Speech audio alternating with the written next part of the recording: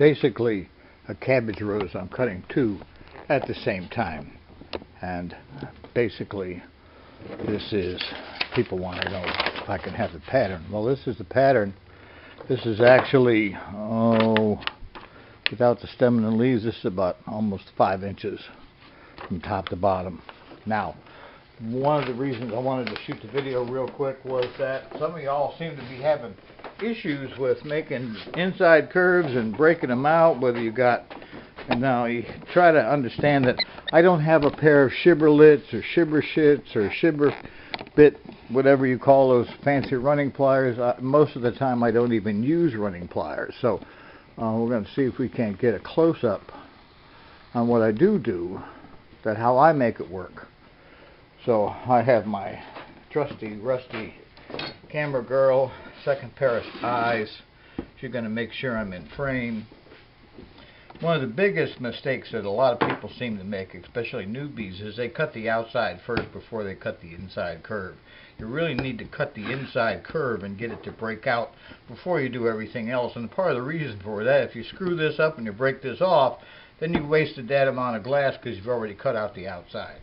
So if you mess up the cut, you can move it up slightly, okay, and try it again. Now, I'm using what they call heavy cardstock for a pattern. This is a production pattern. I think I designed and made this thing, the first one, probably like 50 years ago. So when I have a, and some folks, you know, they cut out the pattern, they trace around it, that's fine. I have a, make sure this is in frame. Is it? I use a large wheel on my glass cutter so it can clear the heavy cardstock. A lot of your pistol grip cutters have a real tiny wheel, and it wouldn't clear the paper, it would bind up. So I understand that some folks have to trace around it with a felt tip or a paint marker, you know, so they can actually cut and not bind up with the glass, would bind up with a pattern. So I'm a puller. That's how I learned how to cut 57 years ago, was by pulling across the pattern. Now once you make the initial cut, you have to make what we call breakout lines, coming out a 1/4 of an inch or so, alright, from the cut, because you don't want to try and get that out in one piece. So sometimes you do, and that's called getting lucky. Alright, that's called getting lucky. So I'm doing these, alright, because a lot of times what happens, and okay, I'm going to tap a little bit. A lot of folks say, don't tap, but it'll cause microfractures. Well, the microfractures could be in there already, as far as you know. Because glass being glass, nobody's really exactly sure about the dynamics of inside.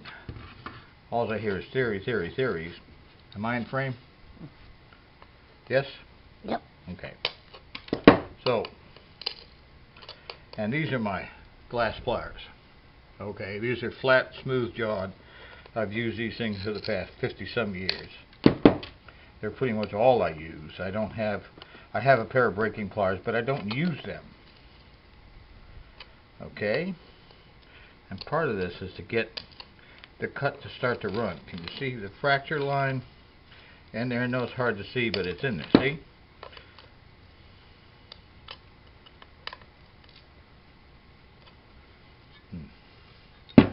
I might not have scored hard enough either. See? I got it to run. You hear that little... See? I'm getting it to run around that curve.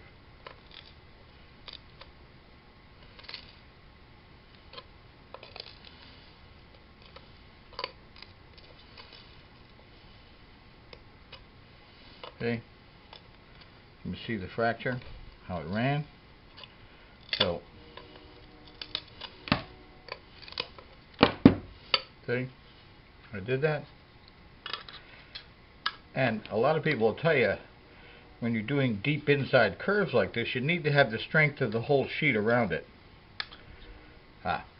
Now you see it went off. Okay, watch. That's what it wants to do. okay,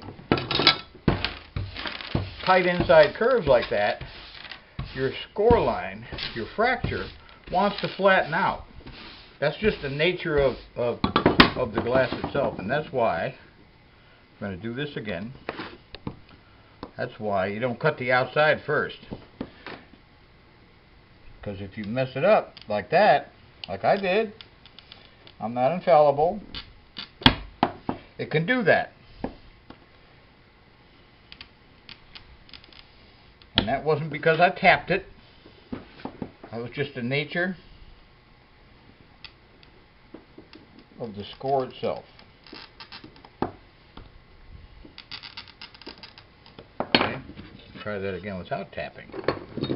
Okay, so I get it to fracture.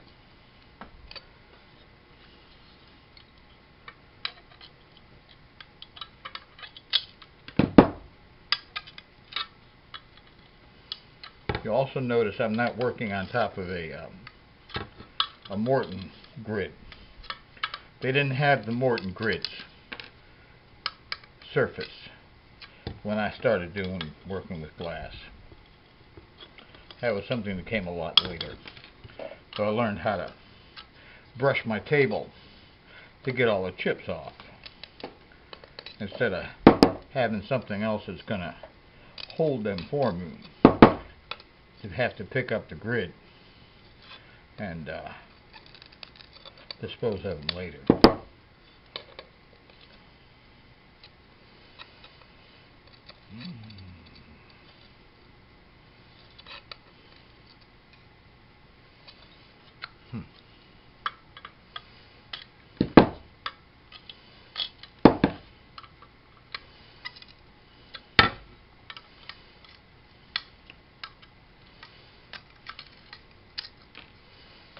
Well, that's one part.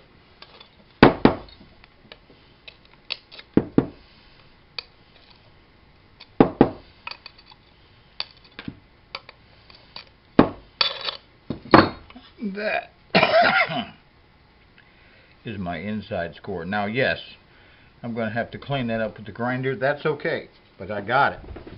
Okay, and that's how I do that, without running pliers, without shiberlets, or sugar shit, or shiver bits, or sugar bits, or whatever you... I can't pronounce those things. I don't know a lot of people who can't either. I have one of their circle cutters. It's a very good machine. Okay, so, again,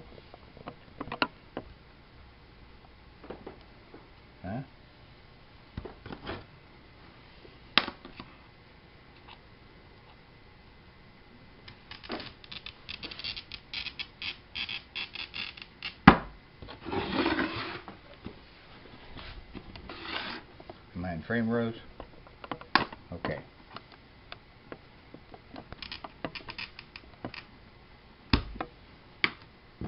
Show you something else too. A lot of times to tap or break, I'm still not using running pliers. Can you see this? A lot of times that's what I'm tapping with, the flat of my pliers.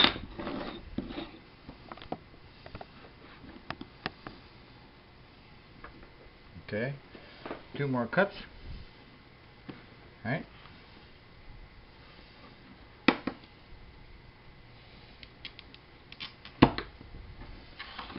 You can also see a lot of times I could be bracing my cutting hand with my left hand. So I'm using my thumb as a brace. So the score don't go wonky.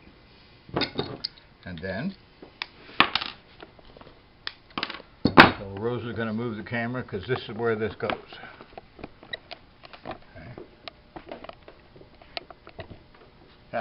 Well, I've got a lot of grinding to do on this, but I'm doing 2 of them. So, alright, okay, shut it off. Thank you.